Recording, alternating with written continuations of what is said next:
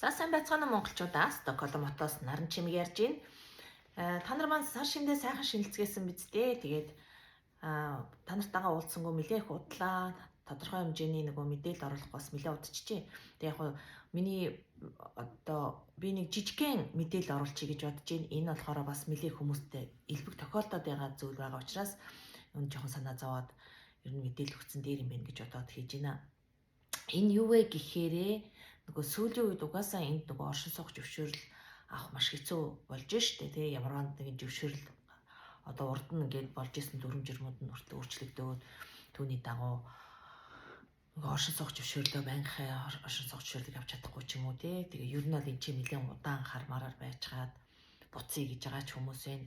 Нилээх буцаж байгаа байхгүй юу? Энэ буцаж байгаа тохиолдолд ингээд янз бүрийн байна л да. Зарим заа бүр ишиг тий нэг бичгээр мта болсон ч ялаа байлаа. Гэртээ одоо өөрийнхөө улс орондоо очиё гэд одоо олон жилийн дараа залхаад явж байгаа ч хүмүүс байна.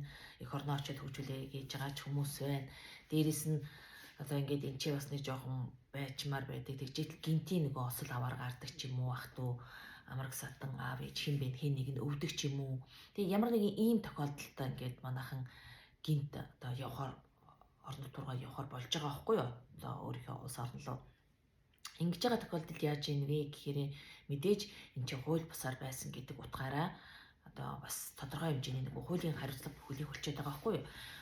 Тэр нь юу вэ гэхээр манайхан ингэж юм л да өөрхийн амтаа мэдээж хин нэг нь гинт өвдгөөр яах чаргагүй байхгүй тэгэл аль болох хурднаараа тий өөрийнхөө байгаа хамаг мөнгө шахаад билет аваад явцгаадаг штэ. Тэгэхээр ер нь ингээд айлч тохиолдол тийм ээ ингээ өрсөө билет аваад ингээд явхаар Арландаа дээр очихоор заяа яаж ийнэ гэхээр та нөгөө энд хууль та нөгөө виз оршин суугч зөвшөөрөл байхгүй ч юм уу тий визэн дуусцсан байгаа гэж шууд харангуудаа нөгөө хэлийн шалган дээр та нар паспортаа өгөөд цаашаа онгоц руугаа ордог штэ тий тэн дээр чи очихоор та нар хэлийн шалган зогсоогоод нөгөө танараас одоо байцаалд аваад ингээд байцаалд аваад нөгөө шийдвэр мэдвэр гаргах гад ингэж нөгөө онгоц чинь нисээ явчихж байгаа байхгүй.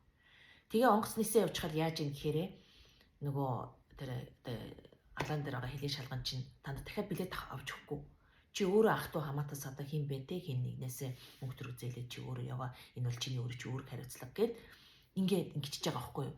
Тэгэхээр айгүй ингээд хүн чинь нэгдүгээрт гэвэл нөгөө ах トゥ амраг садан өвдчихсэн байж идэг явмаар байдаг. Хоёрдугаарт гэвэл дахиад та нөгөө билет авах боломж чинь ямар вэ тийм ээ. Би одоо билет яг хэд байгаа яг одоогор хэд байгаа мэдгүй байна. За дор хаяж л 10,000 байгаа шүү дээ. Ер нь бол тэгээ 10,000-аар гэж бодоход чинь л дээ дахиад 10,000 короноор билет аавна гэдэг бол айгүй хэцүү байхгүй юу? Тийм үстэй. Тэгж байгаа тэр 10,000 корон ч одоо Монгол мөнгөөр бараг. За зүгээр би дундчлаа бодчих тий. Тэгээд нэг 35 350 тий нэг 3 сая 500 3 сая 500 мянга өөрөө одоо аав ээж ах トゥ дэ ч юм уу эсвэл очиод нэг байрныхаа үлсийг төлдөг ч юм уу тийм ээ. Ийм зүйлдээ хэрэгжилжүүл танд өөрчлөх хэрэгцээтэй үстэй. Тэгэхээр нөгөө ингээ Арландаа дээр очихоор та нарыг ингээд буцаагаад одоо нөгөө байцаалд авсаар агаад тийм ээ ингээд нөгөө билетийг чи өгүүлчихэд байгаа байхгүй. Энэ бол айгүй олон хүн тохиолдож байна. Сая нөгөө цагаан сартаа холбогдтоо ч юм уу тий манайхан мэлэг нөгөө өөрсдөө билет аваад буцаж байгаа тохиолдод байна. Ийм дээр ингээд айгүй хийж байхгүй.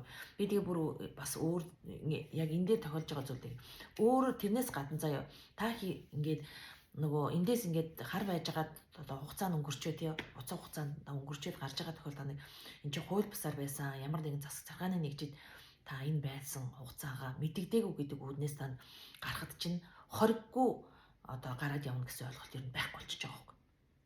Арланд гараа явж байгаа. Өөр тохиолдыг үе бол мэдгүй. Ямар ч байсан нисэж байгаа тохиолдолд ерөөсөө танд заавал хориг тавигдчихад байгаа байхгүй юу. Тэгээд тэр хориг нь бас хэрэгжихтэй яах вэ гэхээр яг та Европын энэ холбооны орнуудын одоо дүүргээс буюу тийм ээ тэр газраас гарч явсан тохиолдолд тэр нөгөө хоригчин тоологдож эхэлнэ гэсэн юм дүрмжтэй байгаа байхгүй. Тэгэхээр та одоо зарим хүмүүс надад бүр ийм одоо кейс тохиолдож илсэн л да ийм нөгөө одоо нөхцөл яасан бэ гэхээр яах вэ гэд надаас бас асуухаар нь би хэлийн цагдаа дээр очиод тэр нөгөө энэ орон нутгаас гарч явсан гэсэн бичгээ аваад яваа. Тэгэхгүй бол бас ингээ хүндрэл өссөн шүү гэд хэлээд өгсөн чинь нөгөө чи мэдээж нөгөө тэр Стокгольмын Кунгсхолмскатны 37-д нөгөө хэлийн цагтаа байдаг штеп. Тэн дээр очиод би ингээд явъя нэ тэрийгээд ингэсэн чинь нөгөө мэдээж тэнцээ одоо шууд май гэж толгойг хилээд гаргачихгүй та ингээд энэ удаан хугацаагаар тодорхой хэмжээний одоо хууль бусаар байсан байна гэдэг нэг хоригоо тавьж байгаа байхгүй юу. Тэгээ хоригоо тавьсан чинь одоо бараг л би зүгээр өөрөө гараад явчих байсан. Тэгэхэд энэ дээр баашаалдаг. Хий дими юм боллоо гэдээ одоо надаас одоо жишээл буруугаа хайж ах чийдэ ч юм уу тий. Яг ийм болж байгаа байхгүй. Тэгээд тэр бол тэр хүний буруу биш л дээ. Нөгөө дүрм журмаа мэдгүй байгаа учраас тий. Яг ийм болоод ээж байгаа. Тэгээд би одоо ийм л очиртай штэ гэд хэлээд хэлсэн чи илүү яасан ч хэлээ тэгэл өнгөрч ийсэн. Яах вэ гэхээр би болохоор тэр хүнийг яаж ийм гэхээр хил дээр очиод билетээрээ шатахаас нь уг бас ингээд уршин сэргийлээд хэлж өгч байгаа байхгүй юу. Тэгэхээр тэр сонголт бол таны өөрийн чинь гарт байна тийм ээ. Одоо та билетээ авч очиод Орлан дээр очиод нөгөө онгоцон алдаа дахиад билет авах уу эсвэл одоо урьдчил төлөвлөө тий хилийн цагдаа дээр очиод бичгээ аваад 20 мөргөө тавиулаад ингээд гардаг уу. Тэгээ энэ бол таны өөрийн чинь сонголт байгаа байхгүй яг хөө би мэдээлэл бол өгчий тий. Тэгээд өөр бас нэг зүйл нь юу вэ гэхээр та нар ингэж байгаа байхгүй юу. Одоо ингээ хүн за би одоо шиг ингээд энэ чи байгаад одоо ямар ч хэрэг алга те бичгээр тааж болохгүй ер нь залгаж яах гэдэг ч юм уу тийм ээ эсвэл их орондоо сайхан очиж 50 амглан ах トゥ амрах садантайгаа аав ээжтэйгээ хамт амьдрья гэд одоо олон жилийн дараа буцъя гэд ингэж байгаа буцхад тийм ээ. Гэтэ нөгөө хар байж байгаа хүмүүсийг л яриад байгаа шүү. Одоо энэ чинь хар байж байгаа буцаж байгаа хүмүүсийг.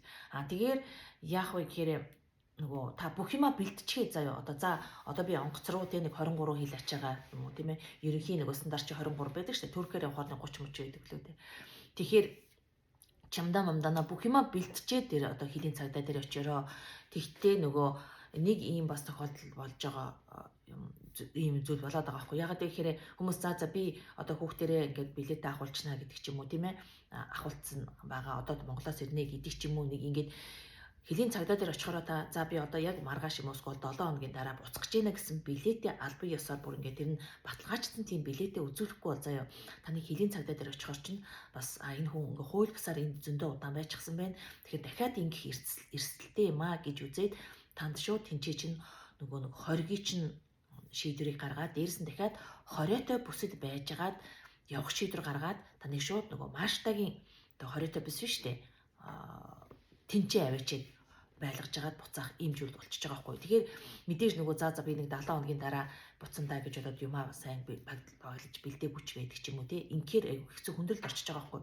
Тэгэхээр яах вэ гэхээр өөрсдийнхээ эрсдлийг тооцоо тий хэрвээ би бол нөгөө ингээд за яг билетээ аваад очичвол тийм ээ яг баталгаатай ингээд билет нь авцсан яг тэр цаг хугацаанд тодорхой яг тэр билет нь тэд нар чинь бас ингээд нөгөө онгоцны евронууд руу тэр билетний одоо билет авч авдаг газрууд руу бас холбогдоод тэр яг баталгаажж үгүй яг үнэ байна уу гэдгийг бас тэд нар чинь шалгачдаг байхгүй юу. Тийм учраас яг тийм баталгаажсан билетээ бариад очивол арай тэр нөгөө хориотой бус руу аваад явчихгүй байхгүй юу. Зарим тохиолдолд хүмүүс яаж нэхэр би нэг 7 хоногийн дараа буцах гэж байгаа маа. Тэгээ одоо хүүхд өөрөө бас заримдаа нөгөө манайхан чинь хил усны хүндрэлээс болоод нөгөө билетээ өөрөө авч чадахгүй хүнээр гуйдаг ч юм уу, хүүхдүүдэд гуйдаг ч юм уу. Ийм байгаа байхгүй юу. Эсвэл нөгөө манайхан чинь билетээ хадгалуулчихна гэдэг чиглэл яадаг үлээ. Тэ нөгөө одоо захиалах хичээл яг мөнгөдлөгөө баталгааж өгдөг ч юм уу. Яг ийм тохиолдолд би яг явнаа. Тэгтээ билетээ бол одоо дараагийн 7 хоногт ч юм уу ийм байгаа гэд хэлэхээр нөгөө баталгаад зүйл билетээ үзүүлэхгүй болохоор шууд 20 бус руу авчиж байгаа. Ийм бас эрсдэл байгаа шүү. Энийг бас сайн анхаараарай. Тэгээ миний зүгээр надаас хэлэхэд бол та хэрвээ нөгөө за одоо яг тодорхой өөрөө ботчоо тийм ээ 7 хоног ч вэ 14 хоног ч вэ их юм бол ер нь бол нөгөө хилийн цагдаа дээр очихдоо яг тэр билетээ аваад очивол арай дээр вэ. Дээрээс нь одоо бүх юма бэлтжээ за одоо чемоданаа чирээд гарахт хүн за маргааш нэсгэж чаа чемоданаа чирээд гарахт л бэлэн байдаг штэ. Яг тэрүүшгээ тийм бэлэн болчоод хилийн цагдаа дээр очивол бас зүгээр шүү. Ягаад гэхээр эрсдэл нас таныг хориотой ягаад гэхээр эдний улсад нөгөө хууль бусаар байсан гэдэг утгаараа энэ хүн одоо дахин ингэх эрсдэл байгаа гэж үзээд хориотой бусад байлгаж байгаа буцаах гэдэг ийм шийдвэр бас гаргачихж байгаа тохиолдол бас нэлээд мэрсэр байгаад байгаа байхгүй. Тэгэхээр үүнийг анхаараа гэж бодож байна. Хэрвээ бүр танд ямар ч явах мөнгө төгрөг байхгүй бол бас зарим тохиолдолд тийм ээ хилийн цагдаа дээр очиод үннээ идээд одоо надад үнэхээр би ингээд ажил төрлөхий гэхээр одоо олдохгүй байна тийм мөнгө төгрөг маань ингээд дууссан байхгүй тэгээ би өөр явъя гээд ингээд яг үнэн байдлаа үнэхээр мөнгө төгрөг байхгүй байгаагаа хэлээд ингэх юм бол тэр билетийг чинь бас нөгөө аваад өгөх юм боломж бас зарим тохиолдолд бас болж байгаа байхгүй юу. Инхээр Ер нь бол сонголт бол таны өөрийн чинь гарт байна. Та яг одоо ер нь нөгөө эхлээд төлөвлөж байгаа бол тийм ээ, эхлээд хэлийн цагдаа дээр очиж тэр нөгөө энэ орон нутгаас гарч явж байгаа гэсэн тийм хуудас байдаг тий. Тэрийг аваад тэгээд Арландаараа явахгүй болвол ер нь бол Арландаа дээр та өөрөө шууд билет авчиж за би ингээд гараа явчихна гэж болоод гарч байгаа бол эн чинь ер нь бүтэхгүй. Та тэнцээ очиод эрсдэл билет дээрээ шатаад ингээд дахиад билет авах болох юм уу тий. Ийм зүйл хориггүй бол гарна гэсэн зүйл байхгүй. Тэгээд хоригноос бол та нар за тэр бүс шиг орон нутгаараа буцъя гэж байгаа бол тиймээс айгаад ах шаардлага байхгүй. Орж ирэх шаардлагагүй юм чинь нэг хэдэн жилийн хориг байна тэр нь явж илийн. Тэгхгүйгээр өөр зүгээр буцаж ирнэ гэд одоо юу гэдгийг одоо хамтран амьдрагчтай болсон байдаг ч юм уу тий. Тийм тохиолдолд бол нөгөө чинь юу яах юм шүү. Гаргаад хүмүүсээс одоо тэр хоргийг ч нөгөө тодорхой хэмжээгээр хугацаанд бол нөгөө тэрийг цуцлах бас юм боломж бас байдаг юм аа гэж хэлэх байна. За тэгээд анхаарал тавьсанд маш их баярлалаа. Дараагийн бичлэг хүртэл баяртай.